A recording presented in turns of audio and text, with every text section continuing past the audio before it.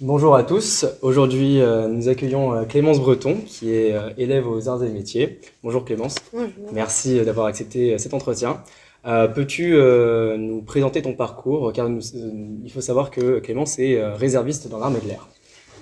Alors tout d'abord, donc je me suis engagée dans la réserve de l'armée de l'air à 17 ans. Donc j'étais en fin seconde. Au début, j'ai commencé par des préparations initiales et tout. Puis après, je me suis rendu compte que ça me plaisait énormément, ce milieu. Donc j'ai décidé de m'engager dans l'armée de l'air et voilà. D'accord. Et qu'as-tu fait comme école, comme prépa Donc j'ai été au lycée Fénelon-Sainte-Marie, donc là où j'ai eu un baccalauréat scientifique. Puis j'ai été en prépa PTS-IPT à Newton dans le 92. Et donc maintenant je suis aux Arts et Métiers en première année. Très bien. Pourquoi as-tu choisi la réserve militaire en parallèle de ta vie civile? Alors à l'origine, c'est parce que donc, mon père est militaire dans l'armée de l'air. Et il avait envie qu'avec ma sœur, on ait un peu un regard sur... on se rende compte de ce que c'est l'armée, de ce qu'on pouvait y trouver. Donc il nous avait inscrits à une préparation militaire initiale. Parce que c'était plus simple pour lui de nous inscrire que... Enfin, c'était plus simple vu qu'il connaissait pas mal de monde. Et donc à l'issue de ça, moi j'ai aimé, ma sœur n'a pas aimé. Donc je me suis orientée après dans un autre stage pour devenir réserviste cette fois-ci. D'accord.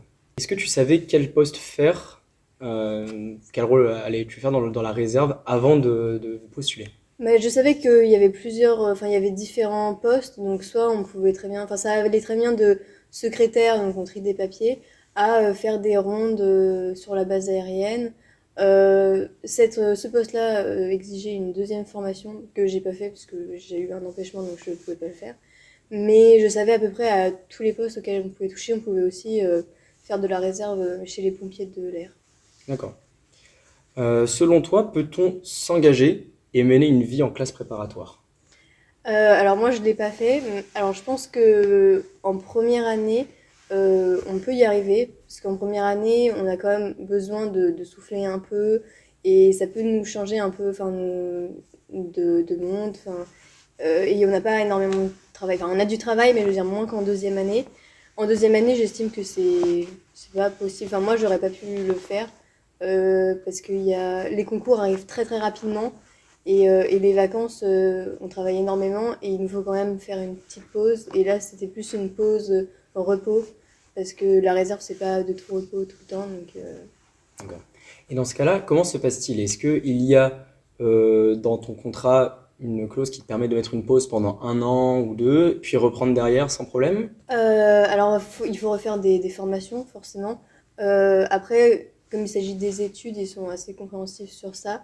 Moi, je sais que je les avais prévenus assez à l'avance que dès que j'intégrerai la classe prépa, je pourrais pas continuer.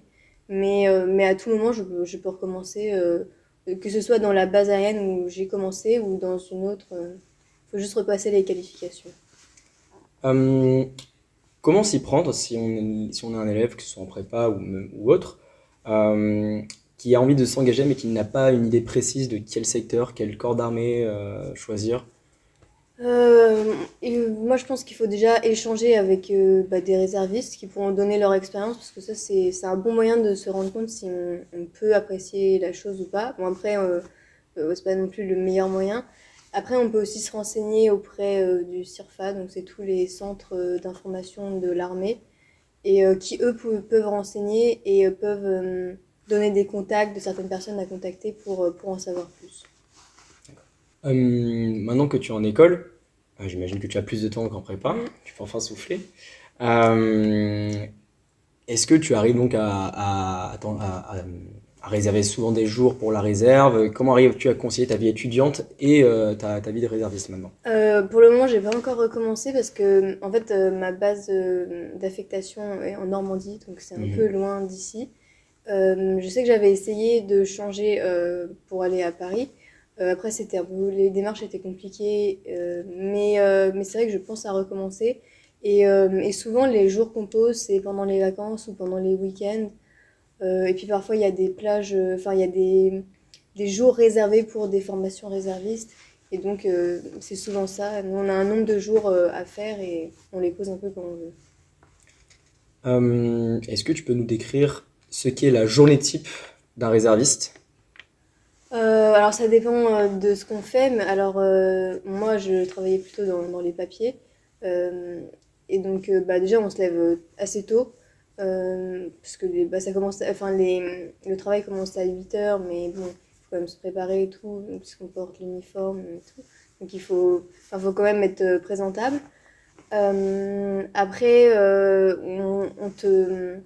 on te dit ce que tu dois faire. Enfin, tu sauras jamais trop à l'avance ce qu'on va te proposer de faire ce jour-là. Donc on te dit ce que tu vas faire, on t'aide, on te montre. Ensuite, t'es assez autonome, on te laisse pas mal dans ton autonomie. Et puis après, on déjeune tous ensemble. C'est très convivial, il y a toujours une très bonne ambiance. Et on finit vers 17 heures. Et là, souvent, il y a les créneaux de sport, parce qu'on fait énormément de sport. Donc, il y a les salles qui sont ouvertes, la piscine. Donc, euh, donc voilà, une journée type d'un secrétaire, entre guillemets. Mais je sais que quand on fait les rondes, quand on est plus dans la protection, soit on fait des journées normales, soit on fait des gardes de nuit. Et donc là, tout est un peu chamboulé. On dort la journée, on se réveille la nuit.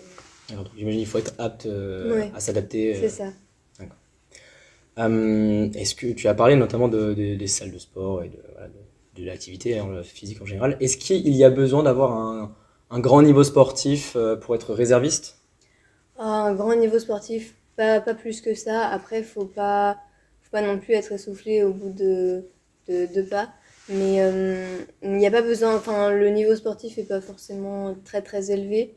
Mais c'est vrai qu'il faut quand même être, enfin, il faut aimer le sport quand même, parce que c'est quand même quelque chose d'assez important. Et même pendant les formations, on bouge énormément, on fait beaucoup de sport. Même, les armes sont très lourdes, donc il faut pas, enfin, faut quand même être, enfin, un peu bien sporté, quoi. Enfin, voilà. Donc, D'accord. As-tu pour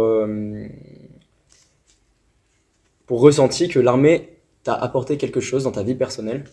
Oui, complètement. Dès la première formation, déjà, ça nous apprend énormément l'esprit de cohésion entre nous, parce qu'on doit tout le temps se soutenir. Pendant, bah, justement, on avait des épreuves sportives qui n'étaient pas tout le temps enfin, super agréables, des choses comme ça. Et il faut toujours savoir se soutenir les autres. Donc ouais, ça m'a appris pas mal la cohésion et on apprend un peu à moins se plaindre. Enfin, ça peut être bizarre dit comme ça, mais on se rend compte que au final, notre vie à nous, enfin, les militaires ont une vie beaucoup plus compliquée que nous. Donc notre vie, même si parfois bon, il y a les aléas de la vie, bah, enfin, c'est beaucoup plus simple qu'un militaire qui est sur le terrain.